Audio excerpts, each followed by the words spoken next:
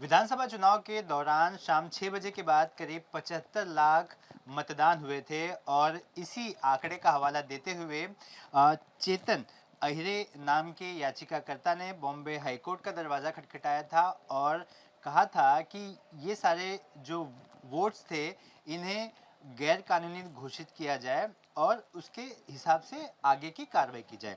आखिर बीजेपी का इस पर क्या मानना है? हमारे साथ प्रोफेसर डॉक्टर दयानंद तिवारी जी हैं, बीजेपी के प्रवक्ता हैं, उनसे हम बात करेंगे। आज आपने देखा कि बॉम्बे हाईकोर्ट ने बहुत बड़ा फैसला सुनाया, इस याचिका को खारिज कर दिया। साथ ही ऐसा भी कहा कि इस याचिका को सुनने की वजह से हमारा जो रूटीन जो कामकाज था उस पर इसका असर पड़ा है। कैसे देखते हैं इस हाईकोर्ट के आदेश को?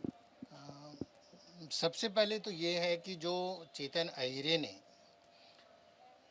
याचिका दायर की थी वह पूरी तरह से गलत थी, क्योंकि चुनाव आयोग ने जो निर्णय लिया था उसके तहत ही 6 बजे के बाद जितने लोग आए थे 75 लाख वोट पड़े, तो इसमें कोई याचिका दायर करने की बात थी नहीं।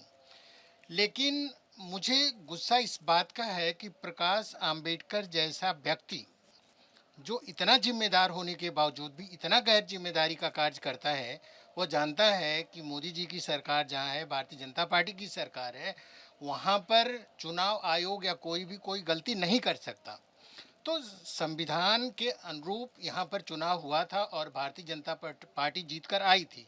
तो आज जो निर्णय दिया गया, मैं तो यह कहूँगा कि याचिकाकर्ता चेतन अहिरे को भी दंड लगना चाहिए और साथ साथ इतना बड़ा जो निर्णय दिया गया है, प्रकाश अंबेडकर ने भी जो वकालत की है यहाँ पर, और वह पूरी तरह से गलत हुआ है, उन पर भी कहीं ना कहीं कुछ दंड दिया जाना चाहिए।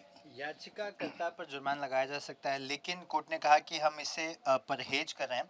साथ ही कोर्ट ने ये भी कहा कि इस याचिका पर सुनवाई में कोर्ट का पूरा दिन व्यर्थ गया। इस तरह के शब्दों का इस्तेमाल कोर्ट ने किया। कोर्ट कोई मनोरंजन का स्थल नहीं है, कोर्ट कोर्ट होता है। कोर्ट में आज लाखों केसेज पेंडिंग हैं और इतने को केसेस पेंडिंग है और उसके बावजूद यह लोग पूरा दिन खराब करते हैं कोर्ट का। तो कोर्ट ने बहुत सही कहा। मैं तो यह भी कहूँगा कि इन्हें किसी भी तरह से दंडित किया जाना चाहिए, इस पर रोक लगनी चाहिए। बार बार विपक्ष के लोग खाली कोर्ट की धमकी देते हैं, कोर्ट का दिन खराब करते हैं और हार कर आते हैं। तो इस तरह का जो निर्णय है मैं उसका स्वागत करता हूँ, यह सही निर्णय है और इन्होंने जो कार्य किया था वह पूरी तरह से गलत था। धन्यवाद। कैमरा अनिल के साथ सूरज ओझा, एबीपी न्यूज़, मुंबई।